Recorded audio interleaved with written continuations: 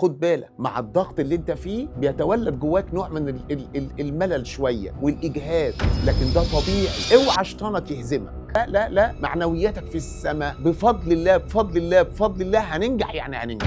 بدأنا يا دكتور مجدي نشعر بالاجهاد ونشعر بالتعب، وبدأنا نحس ان الثانويه العامه الموضوع صعب. انا بدرس طول حياتي خلال 42 سنه، باجي في التوقيت ده واسمع هذا الكلام، وده طبيعي جدا حبيبي، ده طبيعي جدا. خد بالك مع الضغط اللي انت فيه بيتولد جواك نوع من الملل شويه والاجهاد، لكن ده طبيعي. اوعى شيطانك يهزمك، واوعى نفسك اماره بالسوء قدام عينك. لا لا لا لا لا، معنوياتك في السماء بفضل الله بفضل الله بفضل الله. هننجح يعني هننجح، هنتفوق يعني هنتفوق. ده الطالب الشاطر. افتكر كده يوم النتيجة وانت فرحان وأسرتك كلها فرحانة بيك، ده ما يستاهلش منك شوية مجهود وشوية تعب؟ يستاهل. يبقى تعالى نتعب ونبذل شوية مجهود. تفاءلوا بالخير تجدوه، إن شاء الله ربنا هيفرحكم جميعا بإذن الله تعالى. بس القصة بقى عايزة شوية تخطيط، وعايزة شوية نظام، وعايزة شوية دقة، وعايزة شوية عقل وشوية حكمة. طب هتعمل معانا ايه يا دكتور مجدي في الأحياء؟ اسمع، هرسم لك خريطة جميلة هتلم لك الموضوع بشكل غاية في العظمة. اسمع كده وركز معايا.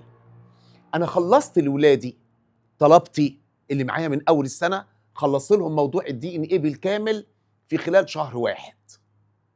خلصته في كام محاضرة؟ في 9 محاضرات. ركزوا معايا وانتبهوا. طيب يا دكتور مجدي، انت خلصت للطلبة بتوعك في شهر واحد الكلام دوت؟ ايوه. ما احبش ابدا ان طالب قدام عينك يكتشف ان الموضوع ده صعب في شهر 4.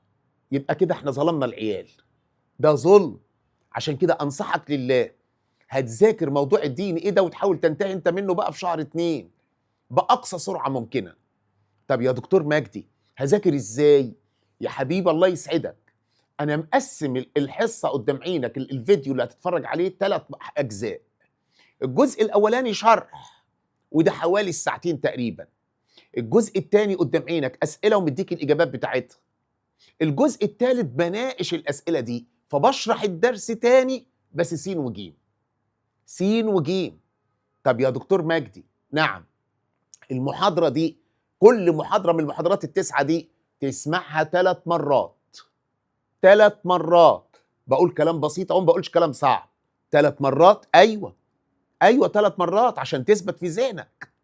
المحاضرة تتسمع أول مرة، أسمع الشرح فقط، اقفل يا ابني وروح اعمل حاجة تانية، ذاكر مادة تانية. طب تاني يوم تسمع الشرح تاني، تسمع الشرح تاني، والكلام ده وانت في قمة نشاطك الذهني. طب تالت يوم أبص بقى على الأسئلة قدام عينك، أجاوبها، وبعدين أسمع مناقشة الأسئلة كأنك بتسمع الشرح تاني، المادة تاني بس سين وجيم. شوف، افهم. لما انا اقول بقى الكلام ده للطلبه قدام عينك وكل الطلبه المشتركين معايا اقول لهم هذا الكلام، واول محاضره دي نزلت على اليوتيوب، المشاهدات فيها بقت قد ايه؟ ما انا قلت للطالب اسمع المحاضره 3 مرات. المشاهدات فيها 1,170,000، هي اكتر من الرقم ده كمان، 1,170,000. طب ليه بقى؟ عشان بعضكم قدام عينك يقول ده كل طلبه الثانويه العامه والثانويه الازهريه، مش الرقم ده. اولا في طلبه خارج مصر بتتواصل معايا وبتسمع هذا الكلام. رقم 2، ما انا قلت للطالب اسمع الكلام ده قدام عينك 3 مرات اهو. يبقى حضرتك انا ما بكذبش ابدا وما بضربش مشاهدات، لان انا راجل كبير ومش هعمل تصرف صغير ابدا ابدا. وبالتالي عايز كل طالب من حضراتكم محاضره موجوده على اليوتيوب وتخش تسمع الكلام ده. بسمع بقى، هو انا ممكن اضغط الكلام ده واقعد اذاكره في اسبوع؟ حبيبي الكلام ده يتعمل في التنسيق الهرموني والدعامه والحركه والتكاثر. اضغط والم الموضوع. الدي ان ايه مش كده. بقول لك الدي ان ايه مكتوب في كتاب الوزاره مترتب غلط، موجود في كل الكتب الخارجيه مترتب غلط. ملازم المدرسين كلها بتكتب الكلام ده زي الكتب الخارجيه وزي كتاب الوزاره، موجود غلط. يبقى تقول لي اقعد اسبوع الم الموضوع؟ ما يتلمش بالطريقه دي. ما فيش كورس مكثف للدي ان ايه. يعني الطالب اللي هيجي لي في شهر 3 في شهر 4 هيسمع ال9 حصص برضه. انا بقول اهو من دلوقتي. يبقى ده ما تروحش بقى تاجله لاخر السنه، هيعمل لك مشكله وهتخسر الدرجات دي كلها. ده كلام يتذاكر. انا درسته في شهر واحد وسبت المناعه. ليه؟ عشان عليها 8 درجات، انما الدي ان ايه والار ان ايه عليه 16 درجه، فاجهدت طلبتي. انا عايزك تحس بالاجهاد ده بقى انت في شهر 2، تلحق تخش قدام عينك وتسمع الدي ان ايه والار ان ايه في شهر 2. اللي هيسمعه في شهر 2 احسن من اللي هيسمعه في شهر 3، واللي هيسمعه في شهر 3 افضل من اللي هيسمعه في شهر 4. هم ال9 محاضرات برضه، وما ينفعش يتضغط في اقل من كده، لان انت خدت الدعامه والحركه على الاقل في 6 حصص، وخدت التنسيق الهرموني على الاقل في 5 حصص، غير الورش والعفريت الازرق والكلام الفارغ ده كله. يعني انت خدت الاثنين دول عليهم 11 درجه. طب انا بقول لك الدي ان ايه والار ان ايه عليه 16 درجه، هنشرحه في ايه اقل من 9 حصص؟ لكن انا عارف ان المدرسين هتكروت الموضوع في 6 7 حصص قدام عينك. ده موضوع ما يمشيش بالطريقه دي خالص، وما يتدرسش متاخر. اهو بقول كلام بسيط، ما نروحش ناخد الكلام ده قدام عينك في شهر 3 وفي شهر 4، يبقى ده ظلم، لانك هتكتشف انه صعب وهترجع تسمعه في وقت متاخر جدا، ومش هتعرف تلم الموضوع وهتخسر درجته. اما اقول لك ان ده موجود غلط في كتاب الوزاره وفي الكتب الخارجيه وفي ملازم المدرسين، ما تروحش بقى تشتري ملازم، يبقى حرام. انت بترمي الفلوس دي على الارض لانك مش هتستفيد منها حاجه. ما هي زيها زي الكتب الخارجيه وزي كتاب الوزاره، يبقى انت بترمي الفلوس دي على الارض. فاللي ما اشتراش ما يشتريش كتب بقى تاني، كفايه معاك كتاب. طب يا دكتور في اسئله على الدرس الاولاني مش هعرف اجابتها الا في الدرس رقم 4، في اسئله على الدرس الثاني في الكتب الخارجيه اجابتها في الدرس رقم 7 في الحصه رقم 7. ما تحلش بقى حاجه وتضيع وقتك. انا بقول لك كلام بسيط اهو، انا باذل مجهود وحاطط خبره 42 سنه تدريس في القصه دي عشان اسهل المساله عليك. لما تخلص بقى الدي ان ايه حل من اي مصدر يعجبك، بس نخلصه لان هو مترتب غلط. طب لو في طالب اتصل بيا وانا قلت الكلام ده لطلبتي، لو في طالب في جمهوريه مصر العربيه اتصل بيا قال لي يا دكتور مجدي الترتيب بتاعك ده غلط وكتاب الوزاره صح او الكتب الخارجيه صح، والله الذي لا اله الا هو كل الفلوس اللي دفعها المجدي فوده كلها ان شاء الله يكون بيحضر معايا من اول السنه مضروبه في 100 لا اردها لهذا الطالب. انا اقسمت بالله لو طالب واحد قال لي يا دكتور مجدي اللي انت عملته ده غلط وكان المفروض تمشي بترتيب كتاب الوزاره وترتيب الكتب الخارجيه، انا اقسمت بالله لا ارد لك الفلوس اللي دفعتها بالكامل مضروبه في 100. يبقى خلاص بقى ما نضيعش وقت اكتر من كده. كمان طلبتنا طلبه اللغات اللي بياخدوا الماده بالانجلش البيولوجي، من فضلك يا ابني طلبه كثيرين سمعوا معانا الدي ان ايه وخلصوه، وكانوا بيستغربوا جدا.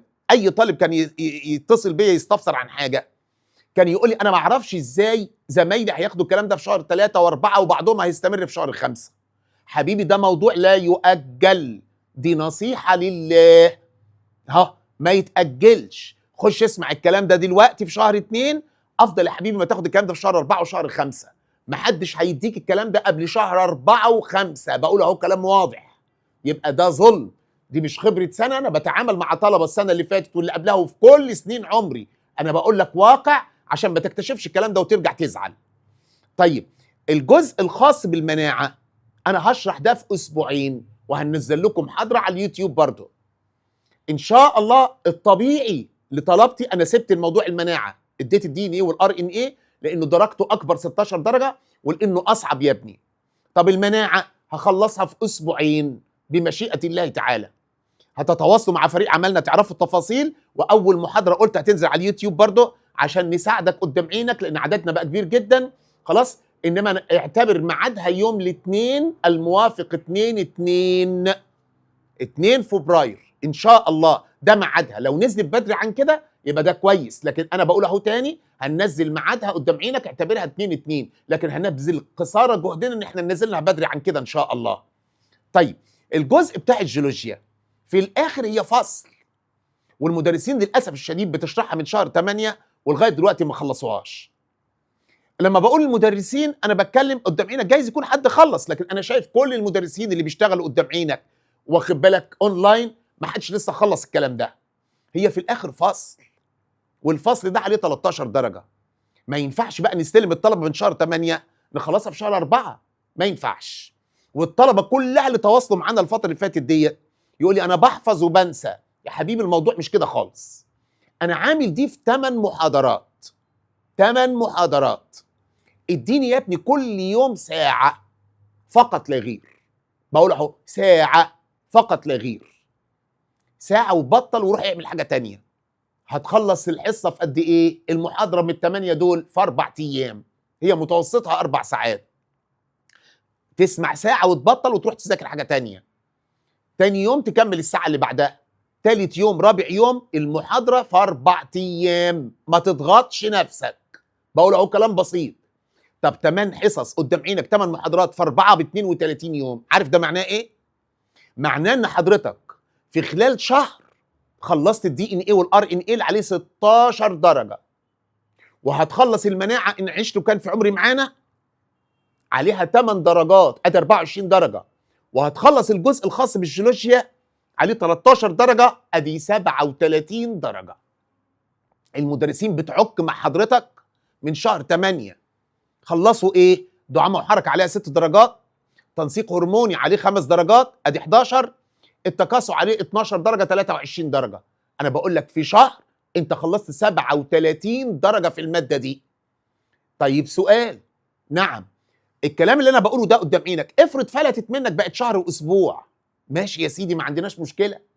بقت شهر ونص، مفيش ازمه. يبقى في شهر 2 واسبوع من شهر 3، 10 ايام من شهر 3، 15 يوم من شهر 3، يبقى يوم 15/3 خلصت، يبقى برافو عليك.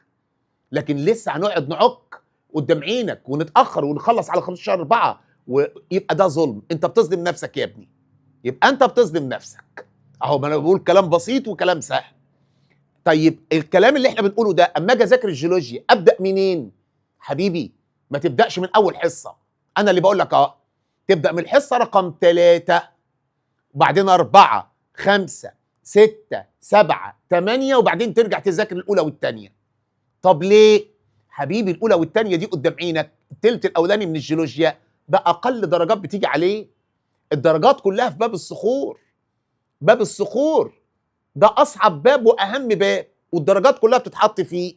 يليه المعادن في الدرجات، وبعدين اخر حاجه الحصه الاولى والثانيه اللي هم فيهم الثلث الاولاني من المعادن من القصه بتاعت الجيولوجيا. يبقى تذاكر كده، الحصه الثالثه تبدا ب3، الحصه الثالثه الرابعه الخامسه السادسه السابعه الثامنه، وبعدين ترجع تذاكر الاولى والثانيه ان شاء الله.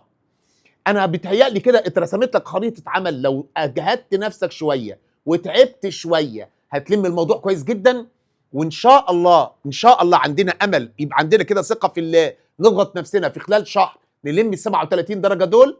خلاص، لو الموضوع بقى شهر واسبوع، شهر و10 ايام، شهر ونص، مفيش مشكله يا سيدي، يبقى انت لميت الموضوع كويس بمشيئه الله تعالى. طيب انا كده قلت اللي عندي ورسمت خريطه عمل لهذا الكلام. انا ضعيف يا دكتور مجدي في اي ماده بقى في الثانويه العامه او الثانويه الازهريه، كل يوم تذاكرها، كل يوم تذاكرها وتشد حيلك فيها وباقصى سرعه تنتهي منها، عشان دي هتعمل حاجه من اتنين لا قدر الله، يا هتضيع فرحتي بالنجاح يا هتضيع فرحتي بالمجموع. يبقى بتاني من شهر 1 انا بقول لك اهو احنا في بدايه شهر 2، عندك مشكله في ماده معينه ما تسيبهاش تتراكم عليك، عشان دي هتعمل لي مشكله. كل يوم قول له يا رب انا تعبان في الماده دي قدام عينك وضعيف فيها، انا هبذل قصارى جهدي فيها وانت مطلع على مجهودي اهو، والله ربنا هيفرحك وهتجيب اعلى درجه فيها ان شاء الله. ربنا يبارك في وقتكم ويجعل لكم الصعب سهل، ويفرحكم بالنجاح اللي يرضيكم ويرضي ابائكم وامهاتكم ويرضيني ان شاء الله. القاكم على خير، والسلام عليكم ورحمه الله وبركاته.